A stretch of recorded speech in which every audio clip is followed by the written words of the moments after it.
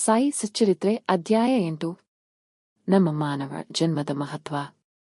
Sai Baba begging food. ಬಯಾಜಾಬಾಯಿಯವರ ಸೇವೆ. ಸಾಯಿ ಬಾಬಾ ನಿಲಯ ಮತ್ತು ಕುಶಾಲ್ಚಂದ್ ಮೇಲಿನ ಅವರ ವಾತ್ಸಲ್ಯ. ನಮ್ಮ ಮಾನವ ಜನ್ಮದ ಮಹತ್ವ.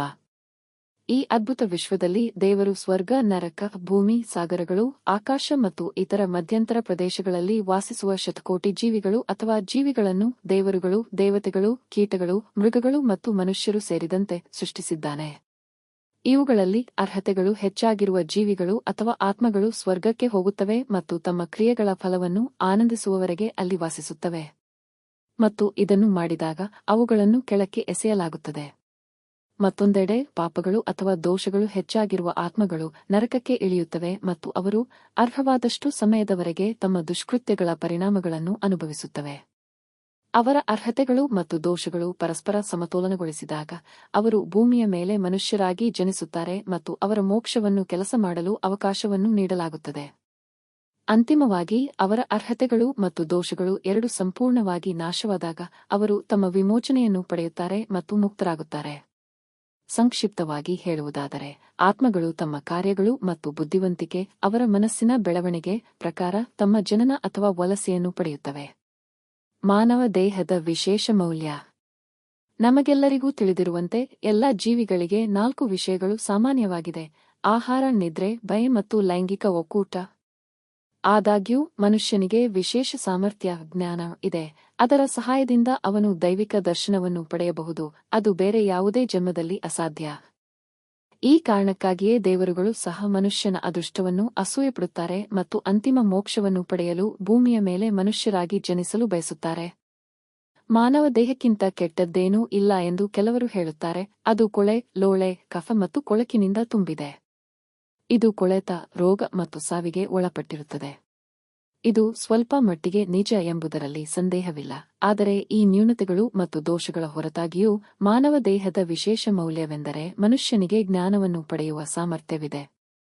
ಮಾನವ ಜ್ಞಾನದಿಂದಾಗಿಯೇ ದೇಹದ ಮತ್ತು ಪ್ರಪಂಚದ ನಾಶವಾಗುವ ಮತ್ತು ಕ್ಷಣಿಕ ಸ್ವಭಾವದ ಬಗ್ಗೆ ಯೋಚಿಸಬಹುದು ಮತ್ತು ಆ ಮೂಲಕ ಇಂದ್ರಿಯ ಸುಖಗಳ ಬಗ್ಗೆ ಅಸಹ್ಯವನ್ನು ಬೆಳೆಸಿಕೊಳ್ಳಬಹುದು. ಹೀಗಾಗಿ ಮಾನವರು ಅವಾಸ್ತವ ಮತ್ತು ನೈಜತೆಯ ನಡುವೆ ವ್ಯತ್ಯಾಸವನ್ನು ಗುರುತಿಸುವ ಸಾಮರ್ಥ್ಯವನ್ನು ಹೊಂದಿದ್ದಾರೆ ಮತ್ತು ಆ ಮೂಲಕ ದೈವಿಕ ದೃಷ್ಟಿಯನ್ನು ಪಡೆಯುತ್ತಾರೆ.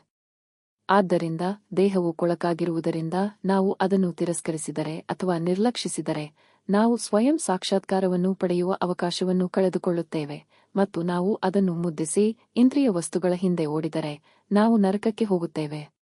ಆದ್ದರಿಂದ ನಾವು ಅನುಸರಿಸಬೇಕಾದ ಸರಿಯಾದ ಮಾರ್ಗವೆಂದರೆ ದೇಹವನ್ನು ನಿರ್ಲಕ್ಷಿಸಬಾರದು ಅಥವಾ ಮುದ್ದಿಸಬಾರದು, ಆದರೆ ಸರಿಯಾಗಿ ನೋಡಿಕೊಳ್ಳಬೇಕು. ಕುದುರೆಯ ಮೇಲೆ ಸವಾರಿ ಮಾಡುವ ಪ್ರಯಾಣಿಕನು ತನ್ನ ಕುದುರೆಯನ್ನು ಅವನು ತನ್ನ ಗಮ್ಯಸ್ಥಾನವನ್ನು ತಲುಪಿ ಮನೆಗೆ ಹಿಂದಿರುಗುವವರೆಗೆ ನೋಡಿಕೊಳ್ಳುವಂತೆ.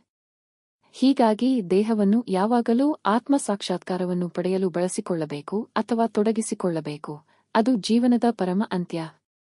ದೇವರು ವಿವಿಧ ಜೀವಿಗಳನ್ನು ಸೃಷ್ಟಿಸಿದರೂ ಅವನು ತೃಪ್ತನಾಗಿರಲಿಲ್ಲ ಎಂದು ಹೇಳಲಾಗುತ್ತದೆ. ಏಕೆಂದರೆ ಅವರಲ್ಲಿ ಯಾರಿಗೂ ಅವನ ಕೆಲಸವನ್ನು ಅರ್ಥಮಾಡಿಕೊಳ್ಳಲು ಮತ್ತು ಪ್ರಶಂಸಿಸಲು ಸಾಧ್ಯವಾಗಲಿಲ್ಲ. ಆದ್ದರಿಂದ ಅವನು ಮನುಷ್ಯನನ್ನು, ವಿಶೇಷ ಜೀವಿಯನ್ನು ಸೃಷ್ಟಿಸಿ ಅವನಿಗೆ ವಿಶೇಷ ಸಾಮರ್ಥ್ಯ, ಜ್ಞಾನವನ್ನು ನೀಡಬೇಕಾಯಿತು. ಮತ್ತು ಮನುಷ್ಯನು ಅವನ ಲೀಲೆಗಳನ್ನು, ದೈವಿಕ ಕ್ರಿಯೆಗಳು ಪ್ರಶಂಸಿಸಲು ಸಮರ್ಥನಾಗಿರುವುದನ್ನು ನೋಡಿದಾಗ ಅವನು ತುಂಬಾ ಸಂತೋಷಪಟ್ಟನು ಮತ್ತು ತೃಪ್ತನಾದನು. ಭಾಗವತ 11-9-28 ನೋಡಿ. ಹೀಗಾಗಿ ಮಾನವ ದೇಹವನ್ನು ಪಡೆಯುವುದು ಅದೃಷ್ಟ ಮತ್ತು ಸಾಯಿ ಬಾಬಾರವರ ಪಾದಗಳ ಆಶ್ರಯವನ್ನು ಪಡೆಯುವುದು ಮತ್ತು ಅವರಿಗೆ ಸಂಪೂರ್ಣವಾಗಿ ಶರಣಾಗುವುದು ಇನ್ನೂ ಉತ್ತಮ ಅದೃಷ್ಟ. ಪುರುಷ ಪ್ರಯತ್ನ.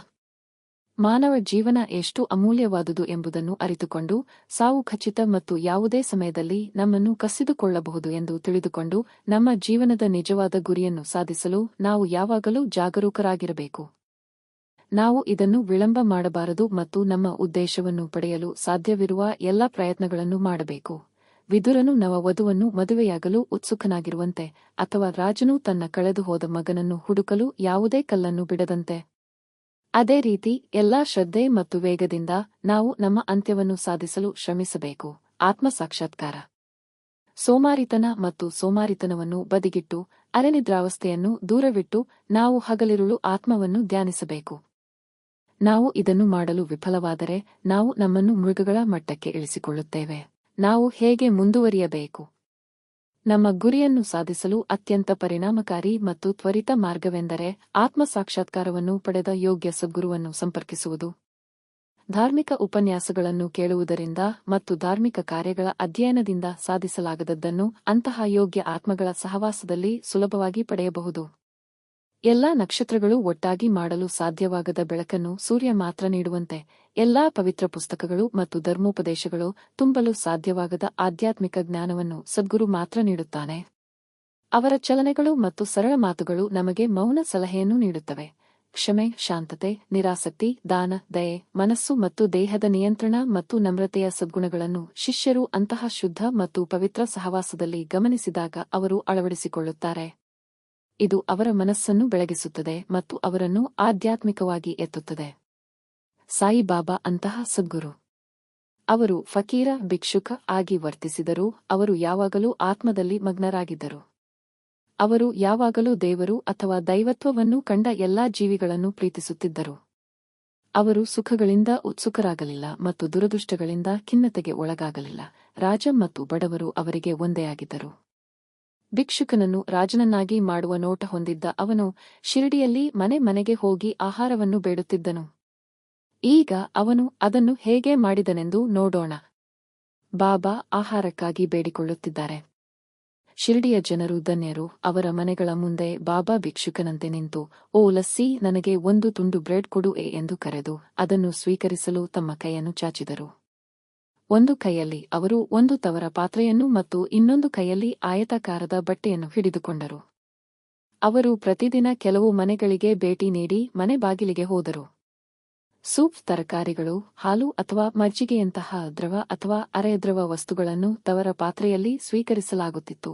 ಬೇಯಿಸಿದ ಅನ್ನ, ಬ್ರೆಡ್ ಮತ್ತು ಇತರ ಘನ ಆಹಾರವನ್ನು ಬಟ್ಟೆಯಲ್ಲಿ ಸ್ವೀಕರಿಸಲಾಗುತ್ತಿತ್ತು. ಬಾಬಾ ಅವರ ನಾಲಿಗೆಗೆ ರುಚಿ ತಿಳಿದಿರಲಿಲ್ಲ, ಏಕೆಂದರೆ ಅವರು ಅದರ ಮೇಲೆ ನಿಯಂತ್ರಣ ಸಾಧಿಸಿದ್ದರು. ಹಾಗಾದರೆ ಅವರು ಸಂಗ್ರಹಿಸಿದ ವಿವಿಧ ವಸ್ತುಗಳ ರುಚಿಯನ್ನು ಹೇಗೆ ಕಾಳಜಿ ವಹಿಸಬಹುದು? ಅವರು ತಮ್ಮ ಬಟ್ಟೆಯಲ್ಲಿ ಮತ್ತು ಪಾತ್ರೆಯಲ್ಲಿ ಸ್ವೀಕರಿಸಿದ ಯಾವುದೇ ಆಹಾರವನ್ನು ಒಟ್ಟಿಗೆ ಬೆರೆಸಿ ಬಾಬಾ ತಮ್ಮ ಹೃದಯಕ್ಕೆ ತೃಪ್ತಿಯಾಗುವಷ್ಟು ಸೇವಿಸುತ್ತಿದ್ದರು. ನಿರ್ದಿಷ್ಟ ವಸ್ತುಗಳು ರುಚಿಯಾಗಿವೆಯೋ ಇಲ್ಲವೋ ಎಂಬುದನ್ನು ಬಾಬಾ ಎಂದಿಗೂ ಗಮನಿಸಲಿಲ್ಲ, ಏಕೆಂದರೆ ಅವರ ನಾಲಿಗೆ ರುಚಿಯ ಪ್ರಜ್ಞೆಯನ್ನು ಹೊಂದಿರಲಿಲ್ಲ. ಬಾಬಾ ಮಧ್ಯಾಹ್ನದವರೆಗೆ ಬೇಡಿಕೊಂಡರು, ಆದರೆ ಅವರ ಭಿಕ್ಷೆ ತುಂಬಾ ಅನಿಯಮಿತವಾಗಿತ್ತು. ಕೆಲವು ದಿನಗಳಲ್ಲಿ ಅವರು ಕೆಲವು ಸುತ್ತುಗಳನ್ನು ಮಾಡಿದರು, ಇತರ ದಿನಗಳಲ್ಲಿ ಮಧ್ಯಾಹ್ನ 12ವರೆಗೆ. ಹೀಗೆ ಸಂಗ್ರಹಿಸಿದ ಆಹಾರವನ್ನು ಮಣ್ಣಿನ ಪಾತ್ರೆಯಲ್ಲಿ ಸುರಿಯಲಾಗುತ್ತಿತ್ತು. ನಾಯಿಗಳು, ಬೆಕ್ಕುಗಳು ಮತ್ತು ಕಾಗೆಗಳು ಅದರಿಂದ ಮುಕ್ತವಾಗಿ ತಿನ್ನುತ್ತಿದ್ದವು ಮತ್ತು ಬಾಬಾ ಅವುಗಳನ್ನು ಎಂದಿಗೂ ಓಡಿಸಲಿಲ್ಲ. ಮಸೀದಿಯ ನೆಲವನ್ನು ಗುಡಿಸಿದ ಮಹಿಳೆ 10 ಅಥವಾ 12 ಬ್ರೆಡ್ ತುಂಡುಗಳನ್ನು ಮನೆಗೆ ತೆಗೆದುಕೊಂಡು ಹೋದಳು ಮತ್ತು ಬಾಬಾ ಅವಳನ್ನು ಹಾಗೆ ಮಾಡದಂತೆ ಎಂದಿಗೂ ತಡೆಯಲಿಲ್ಲ. ಕನಸಿನಲ್ಲಿಯೂ ಸಹ ಬೆಕ್ಕುಗಳು ಮತ್ತು ನಾಯಿಗಳನ್ನು ಕಠಿಣ ಮಾತುಗಳಿಂದ ಓಡಿಸದ ಅವನು ಬಡ, ಅಸಹಾಯಕ ಜನರಿಗೆ ಆಹಾರವನ್ನು ಹೇಗೆ ನಿರಾಕರಿಸಿದನು? ಅಂತಹ ಉದಾತ್ತ ವ್ಯಕ್ತಿಯ ಜೀವನ ನಿಜಕ್ಕೂ ಧನ್ಯ. ಶಿರಡಿಯಲ್ಲಿ ಜನರು ಆರಂಭದಲ್ಲಿ ಅವನನ್ನು ಹುಚ್ಚ ಫಕೀರ ಎಂದು ಪರಿಗಣಿಸಿದ್ದರು ಮತ್ತು ಅವರು ಗ್ರಾಮದಲ್ಲಿ ಈ ಹೆಸರಿನಿಂದ ಕರೆಯಲ್ಪಡುತ್ತಿದ್ದರು. ಭಿಕ್ಷೆಯ ಮೇಲೆ ಬದುಕುವ ಮತ್ತು ಕೆಲವು ಬ್ರೆಡ್ ತುಂಡುಗಳನ್ನು ಬೇಡುವವನನ್ನು ಹೇಗೆ ಪೂಜಿಸಬಹುದು ಮತ್ತು ಗೌರವಿಸಬಹುದು? ಆದರೆ ಈ ಫಕೀರನು ಬಹಳ ಉದಾರವಾದಿ, ನಿರಾಸಕ್ತಿ ಮತ್ತು ದಾನಶೀಲನಾಗಿದ್ದನು. ಹೊರಗಿನಿಂದ ಅವನು ಚಂಚಲ ಮತ್ತು ಚಂಚಲನಾಗಿ ಕಾಣುತ್ತಿದ್ದರೂ ಅವನು ಒಳಗಿನಿಂದ ದೃಢ ಮತ್ತು ಸ್ಥಿರನಾಗಿದ್ದನು. ಅವನ ಮಾರ್ಗಗಳು ಅಸ್ಪಷ್ಟವಾಗಿದ್ದವು, ಆದರೂ ಆ ಸಣ್ಣ ಹಳ್ಳಿಯಲ್ಲಿಯೂ ಸಹ ಅವನನ್ನು ಒಬ್ಬ ಮಹಾನ್ ಆತ್ಮ ಎಂದು ಗುರುತಿಸಿದ ಮತ್ತು ಪರಿಗಣಿಸಿದ ಕೆಲವು ದಯಾಳು ಮತ್ತು ಆಶೀರ್ವದಿಸಿದ ಜನರಿದ್ದರು. ಅಂತಹ ಒಂದು ಉದಾಹರಣೆಯನ್ನು ಕೆಳಗೆ ನೀಡಲಾಗಿದೆ. ಬಯಾಜಾಬಾಯಿಯವರ ಅದ್ಭುತ ಸೇವೆ. ತಾತ್ಯಾ ಕೋಟೆಯವರ ತಾಯಿ ಬಯಾಜಾಬಾಯಿ ಪ್ರತಿ ಮಧ್ಯಾಹ್ನ ತಲೆಯ ಮೇಲೆ ಬ್ರೆಡ್ ಮತ್ತು ತರಕಾರಿಗಳನ್ನು ತುಂಬಿದ ಬುಟ್ಟಿಯೊಂದಿಗೆ ಕಾಡಿಗೆ ಹೋಗುತ್ತಿದ್ದರು. ಅವರು ಹುಚ್ಚು ಫಕೀರ ಅನ್ನು ಹುಡುಕುತ್ತಾ ಹಲವಾರು ಮೈಲುಗಳಷ್ಟು ಕಾಡಿನಲ್ಲಿ ಅಲೆದಾಡುತ್ತಿದ್ದರು, ಪೊದೆಗಳು ಮತ್ತು ಪೊದೆಗಳನ್ನು ತುಳಿದು. ಅವನನ್ನು ಕಂಡುಕೊಂಡ ನಂತರ ಅವರು ಅವರ ಪಾದಗಳಿಗೆ ಬಿದ್ದರು. ಫಕೀರನು ಧ್ಯಾನದಲ್ಲಿ ಶಾಂತವಾಗಿ ಮತ್ತು ಚಲನರಹಿತವಾಗಿ ಕುಳಿತಿದ್ದನು. ಅವನ ಮುಂದೆ ಒಂದು ಎಲೆಯನ್ನು ಇಟ್ಟು ತಿನಿಸುಗಳನ್ನು ಹರಡಿ ಅವನಿಗೆ ಆಹಾರವನ್ನು ನೀಡುತ್ತಿದ್ದನು. ಅವಳ ನಂಬಿಕೆ ಮತ್ತು ಸೇವೆ ಅದ್ಭುತವಾಗಿತ್ತು. ಪ್ರತಿದಿನ ಮಧ್ಯಾಹ್ನ ಅವರು ಕಾಡಿನಲ್ಲಿ ಸುತ್ತಾಡುತ್ತಾ ಬಾಬಾರನ್ನು ಪ್ರೀತಿಯಿಂದ ತನ್ನ ಆಹಾರವನ್ನು ತಿನ್ನುವಂತೆ ಒತ್ತಾಯಿಸುತ್ತಿದ್ದರು. ಅವರ ಉಪಾಸನೆಯನ್ನು ಬಾಬಾ ಅವರ ಮಹಾಸಮಾಧಿಯಾಗುವವರೆಗೂ ಎಂದಿಗೂ ಮರೆಯಲಿಲ್ಲ. ಅವರು ಮಾಡಿದ ಸೇವೆಯನ್ನು ನೆನಪಿಸಿಕೊಂಡು ಬಾಬಾ ತನ್ನ ಮಗನಿಗೆ ಅದ್ಭುತವಾಗಿ ಪ್ರಯೋಜನವನ್ನು ನೀಡಿದರು. ಮಗ ಮತ್ತು ತಾಯಿ ಇಬ್ಬರೂ ತಮ್ಮ ದೇವರಾದ ಫಕೀರನಲ್ಲಿ ಅಪಾರ ನಂಬಿಕೆಯನ್ನು ಹೊಂದಿದ್ದರು. ಬಾಬಾ ಅವರಿಗೆ ಆಗಾಗ್ಗೆ ಭಿಕ್ಷೆಯೇ ನಿಜವಾದ ಪ್ರಭುತ್ವ, ಏಕೆಂದರೆ ಅದು ಶಾಶ್ವತವಾಗಿತ್ತು ಮತ್ತು ಪ್ರಭುತ್ವ, ಸಂಪತ್ತು ಎಂದು ಕರೆಯಲ್ಪಡುವುದು ಅಲ್ಪಕಾಲಿಕವಾಗಿತ್ತು ಎಂದು ಹೇಳುತ್ತಿದ್ದರು. ಕೆಲವು ವರ್ಷಗಳ ನಂತರ ಬಾಬಾ ಕಾಡಿಗೆ ಹೋಗುವುದನ್ನು ನಿಲ್ಲಿಸಿದರು, ಹಳ್ಳಿಯಲ್ಲಿ ವಾಸಿಸಲು ಪ್ರಾರಂಭಿಸಿದರು ಮತ್ತು ಮಸೀದಿಯಲ್ಲಿ ಆಹಾರವನ್ನು ಸೇವಿಸಿದರು. ಅಂದಿನಿಂದ ಬಯಾಜಾಬಾಯಿಯ ಕಾಡಿನಲ್ಲಿ ಅಲೆದಾಡುವ ತೊಂದರೆಗಳು ಕೊನೆಗೊಂಡವು. ತ್ರಿಮೂರ್ತಿಗಳ ವಸತಿ ನಿಲಯ. ಭಗವಾನ್ ವಾಸುದೇವ್ ಯಾರ ಹೃದಯಗಳಲ್ಲಿ ನೆಲೆಸಿದ್ದಾರೋ ಅವರು ಧನ್ಯರು, ಮತ್ತು ಅಂತಹ ಸಂತರ ಸಹವಾಸದ ಪ್ರಯೋಜನವನ್ನು ಪಡೆಯುವ ಭಕ್ತರು ನಿಜಕ್ಕೂ ಅದೃಷ್ಟವಂತರು. ಅಂತಹ ಇಬ್ಬರು ಅದೃಷ್ಟಶಾಲಿಗಳಾದ ತಾತ್ಯಾ ಕೋಟೆ ಪಾಟೀಲ್ ಮತ್ತು ಭಗತ್ ಮಹಲ್ಸಾಪತಿ ಸಾಯಿಬಾಬಾರವರ ಸಹವಾಸವನ್ನು ಸಮಾನವಾಗಿ ಹಂಚಿಕೊಂಡರು. ಬಾಬಾ ಕೂಡ ಅವರಿಬ್ಬರನ್ನು ಸಮಾನವಾಗಿ ಪ್ರೀತಿಸುತ್ತಿದ್ದರು. ಈ ಮೂವರು ಮಸೀದಿಯಲ್ಲಿ ಪೂರ್ವ, ಪಶ್ಚಿಮ ಮತ್ತು ಉತ್ತರಕ್ಕೆ ತಲೆಹಾಕಿ ಮಧ್ಯದಲ್ಲಿ ಪಾದಗಳನ್ನು ಪರಸ್ಪರ ಸ್ಪರ್ಶಿಸಿ ಮಲಗಿದರು. ತಮ್ಮ ಹಾಸಿಗೆಗಳನ್ನು ಸಿದ್ಧಪಡಿಸಿದ ನಂತರ ಅವರು ಅವುಗಳ ಮೇಲೆ ಮಲಗಿ ತಡರಾತ್ರಿಯವರೆಗೆ ಅನೇಕ ವಿಷಯಗಳ ಬಗ್ಗೆ ಹರಟೆ ಹೊಡೆಯುತ್ತಿದ್ದರು. ಅವರಲ್ಲಿ ಯಾರಾದರೂ ನಿದ್ರೆಯ ಲಕ್ಷಣಗಳನ್ನು ತೋರಿಸಿದರೆ ಇತರರು ಅವನನ್ನು ಎಬ್ಬಿಸುತ್ತಿದ್ದರು. ಉದಾಹರಣೆಗೆ, ತಾತ್ಯಾ ಗೊರಕೆ ಹೊಡೆಯಲು ಪ್ರಾರಂಭಿಸಿದರೆ ಬಾಬಾ ತಕ್ಷಣ ಎದ್ದು ಅವನನ್ನು ಅಕ್ಕಪಕ್ಕಕ್ಕೆ ಅಲ್ಲಾಡಿಸಿ ತಲೆಯನ್ನು ಒತ್ತುತ್ತಿದ್ದರು. ಅದು ಮಹಲ್ಸಾಪತಿಯಾಗಿದ್ದರೆ ಬಾಬಾ ಅವರನ್ನು ಅಪ್ಪಿಕೊಂಡು ಅವರ ಕಾಲುಗಳನ್ನು ಹೊಡೆದು ಬೆನ್ನನ್ನು ಬೆರೆಸಿದರು. ಈ ರೀತಿಯಾಗಿ ಪೂರ್ಣ 14 ವರ್ಷಗಳ ಕಾಲ ತಾತ್ಯಾ ಬಾಬಾರ ಮೇಲಿನ ಪ್ರೀತಿಯಿಂದಾಗಿ ತನ್ನ ಮನೆಯ ಬದಲು ಮಸೀದಿಯಲ್ಲಿ ಮಲಗಿದರು. ಆ ದಿನಗಳು ಎಷ್ಟು ಸಂತೋಷ ಮತ್ತು ಸ್ಮರಣೀಯವಾಗಿದ್ದವು. ಆ ಪ್ರೀತಿಯನ್ನು ಒಬ್ಬರು ಹೇಗೆ ಅಳೆಯುತ್ತಾರೆ ಮತ್ತು ಬಾಬಾರ ಕೃಪೆಯನ್ನು ಹೇಗೆ ಗೌರವಿಸುತ್ತಾರೆ? ಅವರ ತಂದೆ ತೀರಿಕೊಂಡ ನಂತರ ತಾತ್ಯಾ ಮನೆಯ ಜವಾಬ್ದಾರಿಯನ್ನು ವಹಿಸಿಕೊಂಡು ಮನೆಯಲ್ಲಿ ಮಲಗಲು ಪ್ರಾರಂಭಿಸಿದರು. ರಹತಾದ ಕುಶಾಲಚಂದ್ ಬಾಬಾ ಶಿರ್ಡಿಯ ಗಣಪತ್ ಕೋಟೆ ಪಾಟೀಲ್ ಅವರನ್ನು ಸಹ ಪ್ರೀತಿಸುತ್ತಿದ್ದರು. ಅವರು ರಹತಾದ ಚಂದ್ರಬಾನ್ ಶೇತ್ ಮಾರ್ವಾಡಿಯನ್ನು ಸಮಾನವಾಗಿ ಪ್ರೀತಿಸುತ್ತಿದ್ದರು. ಶೇತ್ ನಿಧನದ ನಂತರ ಬಾಬಾ ತಮ್ಮ ಸೋದರಳಿಯ ಕುಶಾಲ್ಚಂದ್ ಅವರನ್ನು ಬಹುಶಃ ಇನ್ನೂ ಹೆಚ್ಚಾಗಿ ಪ್ರೀತಿಸುತ್ತಿದ್ದರು ಮತ್ತು ಅವರ ಯೋಗಕ್ಷೇಮವನ್ನು ನೋಡಿಕೊಳ್ಳುತ್ತಿದ್ದರು. ಕೆಲವೊಮ್ಮೆ ಎತ್ತಿನ ಬಂಡಿಯಲ್ಲಿ ಮತ್ತು ಇತರ ಸಮಯಗಳಲ್ಲಿ ಆತ್ಮೀಯ ಸ್ನೇಹಿತರೊಂದಿಗೆ ಟಾಂಗಾದಲ್ಲಿ ಬಾಬಾ ರಹತಾಗೆ ಹೋಗುತ್ತಿದ್ದರು. ಆ ಹಳ್ಳಿಯ ಜನರು ಸಂಗೀತ ವಾದ್ಯಗಳನ್ನು ನುಡಿಸುತ್ತಾ ಹೊರಬಂದು ಬಾಬಾ ಅವರನ್ನು ಗ್ರಾಮದ ದ್ವಾರದಲ್ಲಿ ಬರಮಾಡಿಕೊಂಡು ಅವರ ಮುಂದೆ ನಮಸ್ಕರಿಸಿದರು. ನಂತರ ಅವರನ್ನು ಬಹಳ ವೈಭವ ಮತ್ತು ಸಮಾರಂಭದೊಂದಿಗೆ ಹಳ್ಳಿಗೆ ಕರೆದೊಯ್ಯಲಾಯಿತು. ಕುಶಾಲ್ಚಂದ್ ಬಾಬಾ ಅವರನ್ನು ತಮ್ಮ ಮನೆಗೆ ಕರೆದೊಯ್ದು ಆರಾಮದಾಯಕವಾದ ಆಸನದಲ್ಲಿ ಕೂರಿಸಿ ಉತ್ತಮ ಊಟವನ್ನು ನೀಡಿದರು. ನಂತರ ಅವರು ಸ್ವಲ್ಪ ಸಮಯದವರೆಗೆ ಮುಕ್ತವಾಗಿ ಮತ್ತು ಸಂತೋಷದಿಂದ ಮಾತನಾಡಿದರು. ಎಲ್ಲರನ್ನೂ ಆಶೀರ್ವದಿಸಿದ ನಂತರ ಬಾಬಾ ಶಿರ್ಡಿಗೆ ಹಿಂತಿರುಗಿದರು. ಶಿರ್ಡಿಯು ಒಂದು ಕಡೆ ದಕ್ಷಿಣ ರಹತಾ ಮತ್ತು ಇನ್ನೊಂದು ಕಡೆ ಉತ್ತರ ನಿಂಗಾಮ್ ನಡುವೆ ಮತ್ತು ಸಮಾನ ದೂರದಲ್ಲಿದೆ.